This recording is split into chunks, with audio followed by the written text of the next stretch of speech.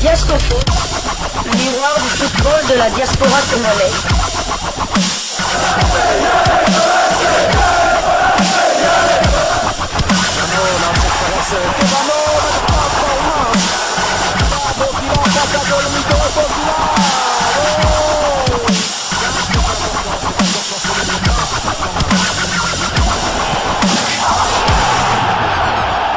Diascofoot, le miroir du football de la diaspora congolaise.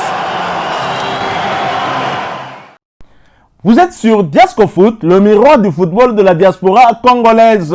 Diascofoot vous dit bonjour, tout le plaisir est pour nous de vous retrouver, mais surtout de savoir que vous êtes nombreux en train de suivre votre chaîne YouTube dédiée uniquement aux footballeurs de la diaspora congolaise. C'est l'heure de partager avec vous quelques news que nous avons pu récolter pour vous, des news concernant la tanière des léopards de la République démocratique du Congo, plus particulièrement un international congolais binational, de sur quoi et cela dans le cadre de cette troisième livraison sportive de ce lundi 25 mars 2024. Diascofoot, votre chaîne YouTube, vous souhaite d'ailleurs un bon début de semaine. La concurrence en sélection, c'est ce que le public sportif congolais est en train de vivre depuis l'arrivée de Sébastien Desabre, et visiblement les choses ne semblent pas en tout cas s'arrêter. La concurrence va continuer puisque le sélectionneur manager des Léopards est insatiable. Il cherche toujours à renforcer sa sélection, et cela dans tous les compartiments, même le compartiment que nous croyons être à l'abri de ce genre de renfort. Mais non, le sélectionneur français continue à faire de recherche. C'est le cas en tout cas de la défense où on n'avait pas trop à redire, mais Sébastien Desabre continue à prendre contact. Un autre compartiment qui pose problème en sélection, c'est bien le compartiment gardien de but, qui pour remplacer Lionel Passy Nzaou, et le gardien qui est en première ligne, en première position pour pouvoir le remplacer est plutôt inquiet. En tout cas, selon un média montpellierien, vous le savez, il évolue du côté de Montpellier. Le média, c'est alepayade.com. Dimitri Berthaud, puisque c'est de lui qu'il s'agit, il serait face à une impasse. Et ce média de titrer Dimitri Berthaud face à une impasse. Je vais tout simplement vous lire cet article qui ouvre la voie à une réflexion, une analyse de notre part, puisque en tout cas, ça fait très clairement référence à sa situation en club et en même temps sa situation en sélection nationale. Allons-y. Cela faisait presque 2 ans que Dimitri Berthaud n'avait pas revêtu la tunique du MHSC Montpellier, donc à l'occasion d'un match officiel. C'était le 14 mai 2022 face au Paris Saint-Germain à la Mosson, à l'occasion de la célébration des 10 ans du titre 2012. Il avait alors déjà vécu une cinglante défaite avec le même écart que celui concédé dimanche dernier. Là, c'était 0 but contre 4. Cette fois-ci, il en aura encaissé 6 dans la musette, sans pour autant être tellement à blâmer, mais sans être décisif non plus face à Kylian Mbappé et consorts. Depuis cette fameuse date, les émotions se sont bousculées pour le Castriote. Il a connu une blessure des ligaments croisés qui ont eu raison de la promesse du président Nicolas de lui confier le poste de gardien numéro 1 après le départ programmé de Jonas Omlin. Quand Mönchengladbach est venu chercher Helvet à l'hiver 2023, Dimitri Berthaud était sur le flanc et l'opportunité Benjamin Lecomte fut logiquement saisie par le MHSC.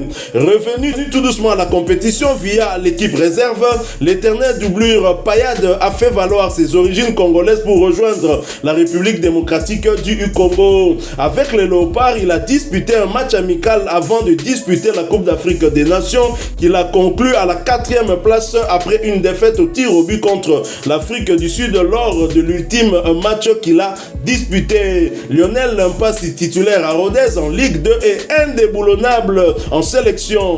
Pour faire changer les choses, Dimitri Berthaud aurait l'intérêt à trouver un temps de jeu qu'il n'aura jamais à Montpellier.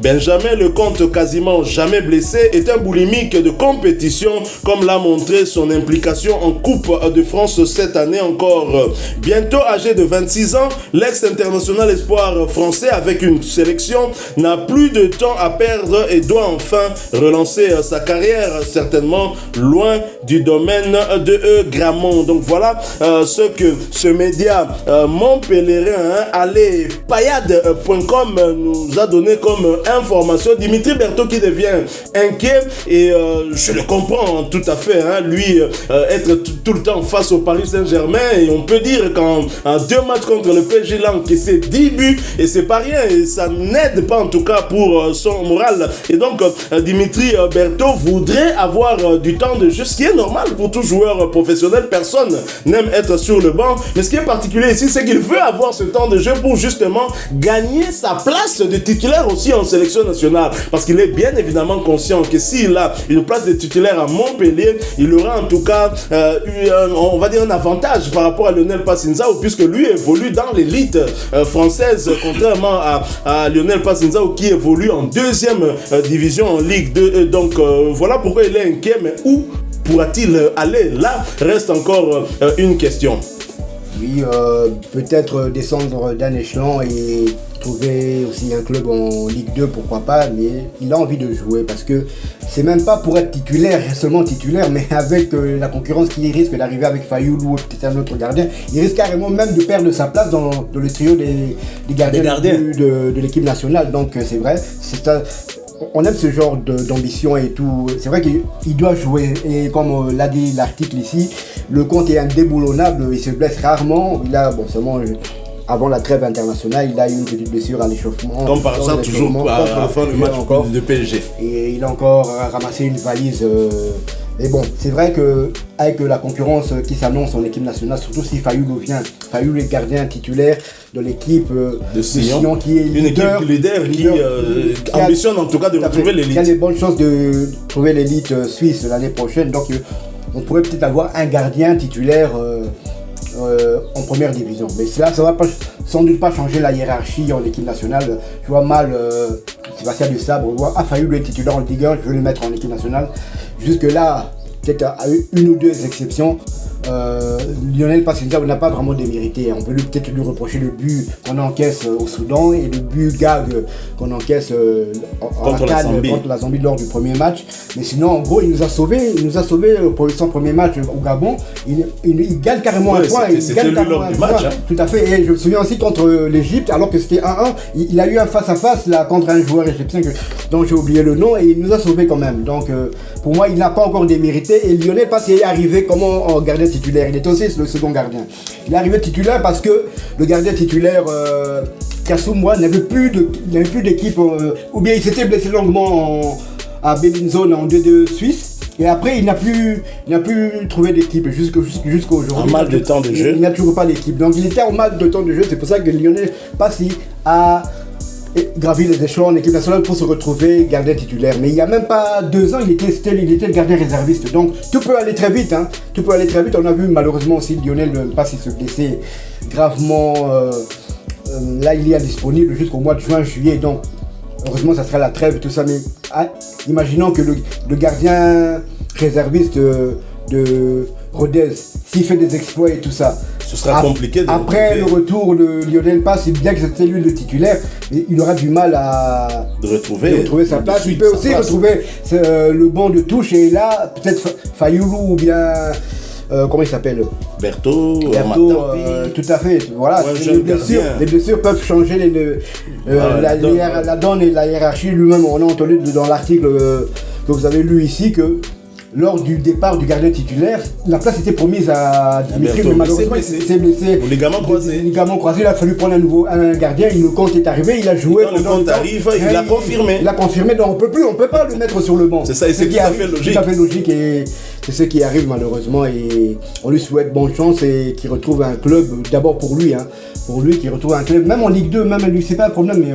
Ligue 2, le gardien titulaire de l'équipe nationale joue en Ligue 2, donc qui retrouve un club d'abord. Oui, Berthaud qui n'avait pas en tout cas de chance, hein, alors qu'on lui avait promis cette place de titulaire qui peut-être nous aurait fait du bien. Mais attention, peut-être que cette place de titulaire... Tout à fait, c'est ce que j'allais dire. Peut-être que cette place de titulaire aurait fait qu'il finisse par choisir la France. Peut-être que le comité de freinage avait jeté un coup d'œil là. Bon, je ne sais pas. Pour nous, c'est un mal pour un bien. Pour un bien, oui. Mais qu'il ambitionne en tout cas de trouver un club où il serait titulaire. Bon, je comprends qu'il soit réellement dans une impasse parce que lui-même est Montpellierin. Il joue dans une équipe de sa ville natale. Hein, et donc, je crois que Berthaud est beaucoup lié par rapport à cette région. Et c'est pas du tout facile pour lui.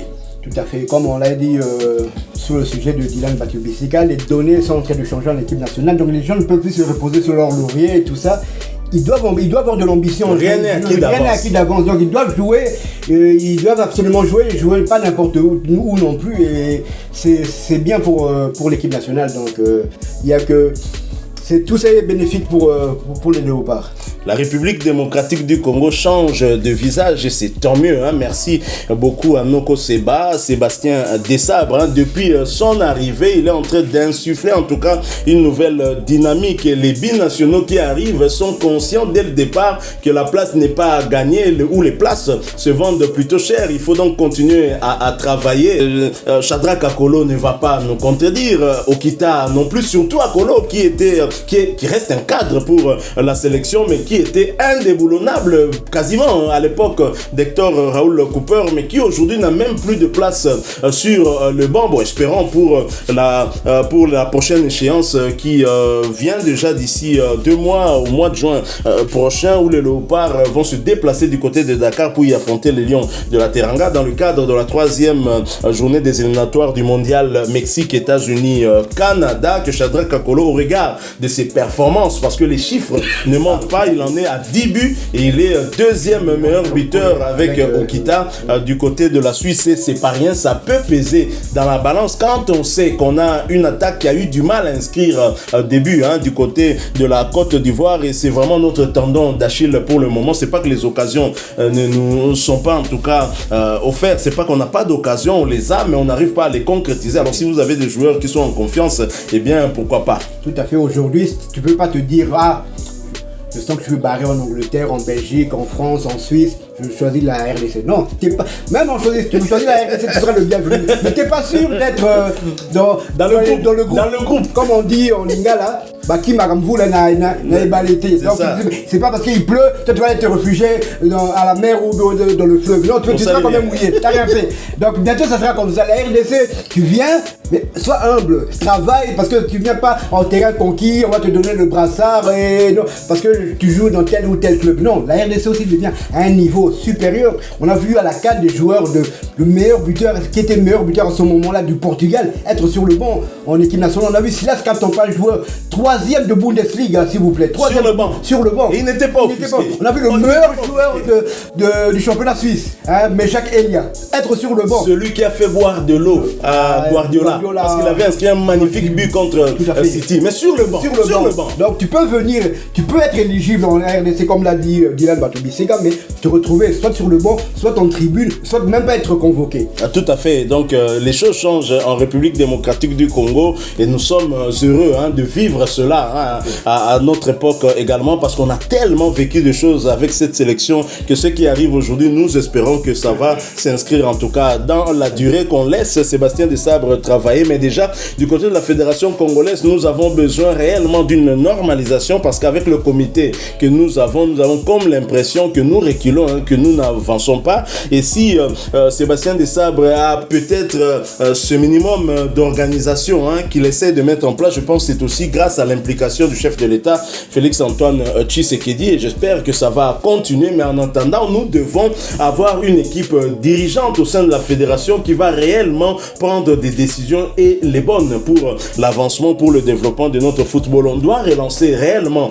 le championnat local et surtout faire en sorte que ce championnat soit régulier, parce que les joueurs locaux viennent aussi en renfort en sélection nationale. Il y a certains compartiments en tout cas qui ne marchent qu'avec des locaux, je ne sais pas pourquoi, mais en Afrique, souvent, c'est comme ça, surtout notre cas, hein, peut-être pas pour d'autres pays, surtout le poste de gardien de but. On a mis du temps, en tout cas, pour avoir une certaine stabilité de ce côté-là. On a vraiment mis du temps. Alors, j'allais aussi dire, ce n'est pas évidemment le sujet du jour, revenant au gardien Joël Kiassoumboua, je suis très peiné de le voir vivre ce genre de situation. Je me pose la question, pourquoi Joël Kiassoumboua n'accepterait pas de retourner en République démocratique du Congo, contacter l'ASV Club ou le tout-puissant Mazembe Anglebert pour avoir justement ce temps de jeu, parce qu'avec ces deux clubs, il peut aussi être vu en Afrique et même dans le monde via des matchs interclubs en Afrique. Mais pourquoi continuer à rester à espérer peut-être un contrat qui ne viendrait que pour quelques mois et ensuite vous retomber dans les mêmes travers? Ce n'est pas bien,